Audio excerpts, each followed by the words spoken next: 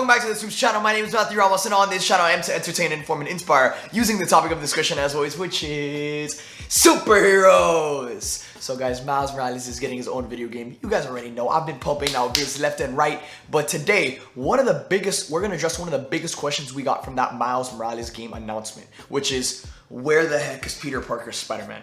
Because we all know if Peter Parker's Spider-Man was around, Miles wouldn't be getting his own video game where he's fighting crime by himself. So with that being said, in today's video, we're gonna answer the question or come up with different theories of where is Peter Parker's Spider-Man. But right before we get into that, guys, make sure to stay to the end of the video for giveaway details as I'm giving away an entire SUPES merch line. Now without further ado, let's answer the question of where is Peter Parker's Spider-Man?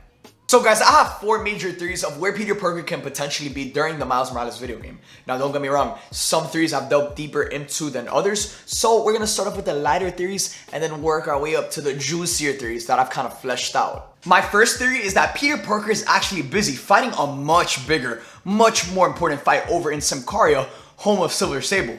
We know that some big things were going on over in Symkaria as Silver Sable revealed that her country was in a war for its freedom. At the end of the final DLC, A Silver Lining, MJ actually goes to Symkaria to investigate what's going on. So what if she finds out how bad it really is over there, and then she calls Peter to go and help while Miles stays protecting New York? Remember, the beginning of Spider-Man Miles Morales starts with Peter giving Miles a pep talk and encouraging him to rise to the occasion as the next Spider-Man. So Miles stays protecting New York, and Peter goes to Symkaria to help Silver Sable win back her country's freedom.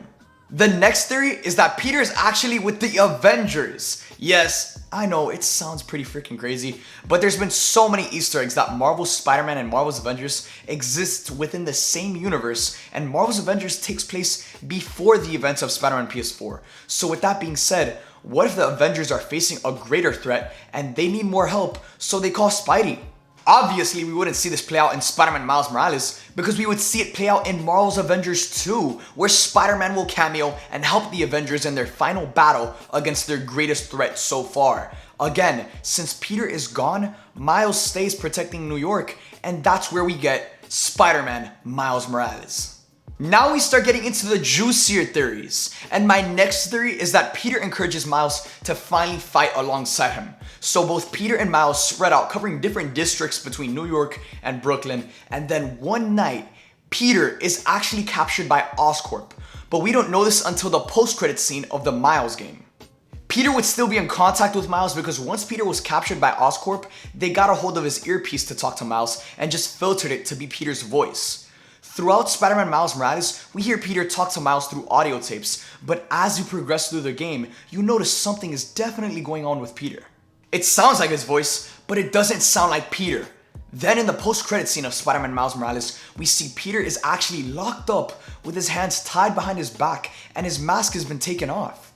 As the camera focuses in on a tortured Peter Parker, we hear the voice of Norman Osborn, and he walks out of the shadows and he says something along the lines of, "After all these years, you and Harry were best friends. Yet, to think that you've continued to get in the way of our plans goes to show what side you're really on. It's okay. It'll be quick. I've waited a long time for this."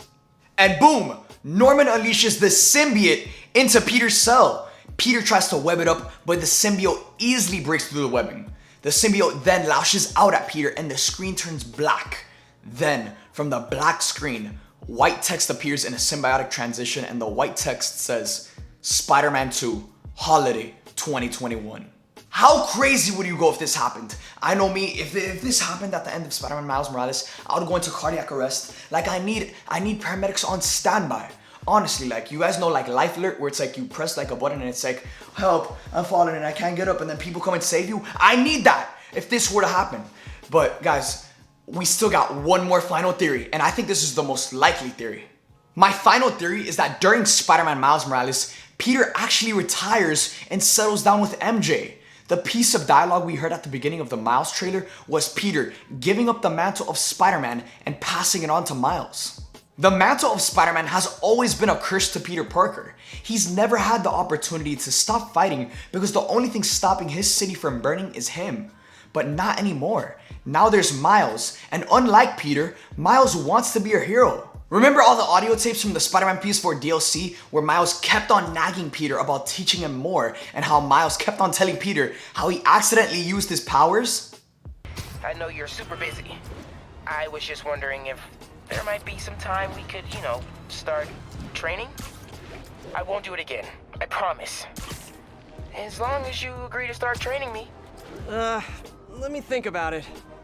So by the time that Spider-Man Miles Morales starts, Peter has taught Miles everything he knows. So he passes on the mantle of Spider-Man to Miles Morales and Peter pursues his dream life with MJ. And to be honest, I really want this to happen because it'll just raise the stakes even more for the next game. During this period of happiness where Peter can finally live the life he wants to live and also sleep at night because Miles is protecting the city, him and MJ have a baby. They already teased it in the Spider-Man PS4 DLC. I think you're gonna be an amazing dad someday. At the right time. With the right person.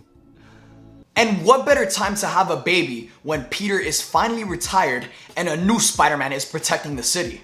Spider-Man PS4 was already so ambitious, having Spider-Man fight off against his biggest challenge, the Sinister Six, in his first game. So how do you raise the stakes even more for the inevitable sequel? You make him more vulnerable than ever and you add to the stack of responsibilities he already has to live up to by making him a father. But this era of peace and tranquility doesn't last long for Peter. After he becomes a father, new threats arise that are too much for Miles to handle in Green Goblin and Venom. So Peter is forced to come out of retirement, but this time it's different. Now Peter returns as Spider-Man, but he has the responsibility to protect two kids, his biological one and Miles, as he faces the biggest threat he's ever faced in Marvel's Spider-Man 2. Now, if I had to pick one of these theories to be true, I would definitely pick the last one because I love the idea of Peter finally getting the opportunity to settle down and live the life he's always wanted. But that doesn't last for long. And now, as it doesn't last for long, when he comes back as Spider-Man, now he has more responsibilities than ever with a kid. And we've never seen Spider-Man be a parent, really. We've never seen that. So I think Insomniac could really do something different here. They could really raise the stakes more than ever for the second game because they were already so ambitious in the first game. So in the second game, when Peter comes back as Spider-Man, I love those scenes where just Peter, finally realizes that he has to come back as Spider-Man. This is a curse that's never gonna leave him. And once he puts on that suit again, it's gonna be something that's so symbolic. I'm thinking of that scene from Spider-Man 3 where Peter returns as Spider-Man and he puts on the OG red and blue suit after tearing off the symbiote suit. Like, imagine how inspirational that's gonna be. I get chills thinking about it. So guys, with that being said, let me know in the comment section down below which theory is your favorite and which theory do you want to see come to fruition the most. Now getting into giveaway details, I'm giving away an entire SUPES merch line. All you have to do to enter this giveaway is like this video, comment down below, subscribe, and hit that bell notification on my channel to get notified when these videos go up. Thank you guys for watching this video. I hope you guys enjoyed, and I will see you guys next time.